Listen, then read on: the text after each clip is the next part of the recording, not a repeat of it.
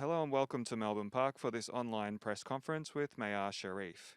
During this press conference, we will be taking questions from online only, and we ask that you follow these guidelines. Please ensure your microphone is muted and only unmute when asked to do so. Please activate your camera during the press conference, particularly when you are asking questions to the players.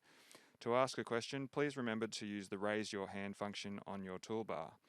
We will begin with questions in English and follow with national language if there are any. So to start off with, Maya, can you talk us through your match today and how you were feeling on the court? Honestly, it was not very easy to start. It was tough. My second Grand Slam main draw and my first on hard court, the conditions are not easy. To put that on a match was not easy at all. There was a lot of nerves out there, and thank God I got to manage it, and I finally played better at the important moments, and I was able to break and win the match. Okay, on to online questions. Reem, please ask your question. Reem, just unmute your microphone. Hi, Mayar, Mabruk. Hi, thank you. What does this mean to you? You made history today. You're the first Egyptian woman ever to win the Grand Slam main draw match. I'm sure you knew that getting on the court. How did that make you feel? And what does it mean to you? Obviously, it means a lot because finally, this is a barrier that I had to pass, a mental barrier. With the conditions that are here, it was very, very tough to adapt to it, especially to adapt my game to it. It took us a while. The courts are faster, the heat, everything happens so fast, very tough to control the ball. But very, very happy with my accomplishment, and I'm going for more. That's it. Thank you. Okay, next question. Courtney, please go ahead. Mayar, congratulations. Normally when you qualify for a slam, you qualify and 48 hours later, 72 hours later, you're right back on court playing the main draw. Here, very different. You had a long time to kind of think about today and to mentally prepare for it. So how tricky was that for you in terms of, just everything that led up to actually taking the court today? You know, it was very tough the last tournament. We got out of the quarantine. I only had a day and a half to adapt to everything. The courts were different. We were playing indoors. I had a partner that was playing kind of slow slices, a hitting partner with me in the quarantine. And then when I got on the court in the match the next day, because I got only one hit without playing at the courts at all, then everything was happening too fast. Everything was like a surprise. But then after that day, every day it was just getting better. I learned every day how to adapt my game to the courts, to the people that play faster, to the people that play slower. How can I use my game to win here? I think every day was improving. I'm working on things hours on the court more than anything else, and it paid off today. Thank you. Okay, Paul, please ask your question. Hi, Maya. I wonder if I could ask about how you learned to play tennis. I know you played college tennis in the US, but before then, did you play? Were you based mainly back home in Egypt? No, after I went to Pepperdine, I called my coach Justo. He's amazing. He lives in Spain, so I had to move there because he has a family there and everything. But I always miss home. Every time I have the chance to go home, I do so, and I train there just fine. But before you went to the US, were you practicing back home? There was a year and a half gap before college that I was spending back home that I had no idea what I was doing actually, because I wasn't financially able to spend on myself on tennis. So I was kind of lost for like a year and a half. But right after college, actually, once I got the visa, 4 or 5 months after, I went to Spain, and that's when I peaked and I started winning a lot of matches. Okay, next question. Frederic, please go ahead.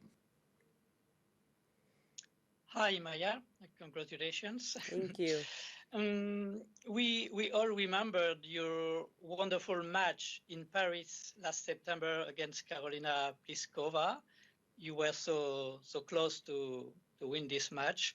So it was different today against Chloe. But do you remember this match today when you have to finish the game? Not at all. It didn't come to my mind at all because today it's completely different. When I was playing Pliskova, I was more comfortable actually because it was clay. Everything was so slow. I was enjoying myself. Here, everything happens so fast. Some things you just can't control. Things can happen so fast. You can lose one game so fast.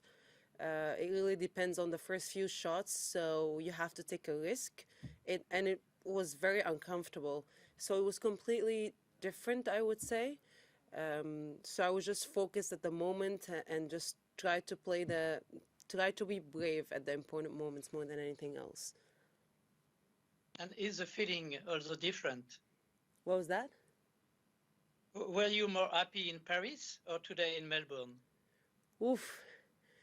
Well, I love being here so much in Melbourne. The people are awesome. The venue is great. Paris is just special. It was my first qualifying. I love playing on clay. I have to adapt my game to here, so it's different. It's like I love playing in Paris on clay, but I love being here in Melbourne. So Okay, Courtney, please go ahead. And Mayar, just speaking about kind of contrasting your emotions in Paris to here in Melbourne, you said it a bit in terms of how you have to adapt your game a little bit more and maybe, yeah, make adjustments here. How much sweeter does that make, you know, today's win and even qualifying for the event? And then secondly, just if you could just talk about, yeah, your continued path as a trailblazer for Egyptian sport. It seems like a pretty big deal for a very excited country. for me, it was adapting my game was difficult because these are the fastest court I've ever played on. But you know, it means a lot to me because these are the fastest court, and I still managed to compete and to still win. And I'm playing at the highest level here, so that means a lot to me. Even though this is not the favorite surface, this is not my comfortable place to be, but I still competed. I still managed to adapt my game, and I still won.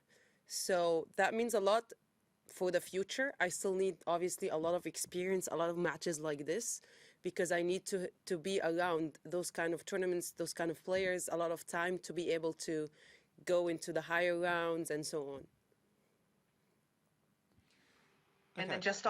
then just on continuing to be a trailblazer for Egyptian sport, can you kind of weigh in on that and what it feels like? And do you feel it as a burden? It's not a burden at all. It's completely the opposite. I feel very supported from the Egyptian from the Egyptian people, from my partners, my sponsors. It's been great, and honestly, it's just pushing me forward and forward because I feel that there are so many people behind me, and so many people now are knowing tennis. So that just only pushing me forward, I would say. Okay, we've got time for 2 more questions in English before we move to Arabic. Paul, please ask your question.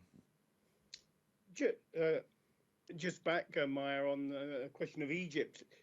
Have you had a sense of how much reaction there has been back home, not just to today, but generally to your progress in tennis? Honestly, it's been a surprise, but it's been the best surprise I've had so far. It's always so nice to go back home. I get a lot of support. Even being here in Melbourne, the people were going crazy on the court today, and that gave me a lot of support. I was in shock, to be honest. The girl was double faulting, and they were like, "Yay!" They were really happy, and that gave me a lot of energy. And I think it kind of affected her as well. She was very surprised playing at the very last court in a very small court, and then all these people suddenly appear for 125 ranked player. It was like, what was that? And it was very amazing. And I really want to go forward with that. I'm so happy.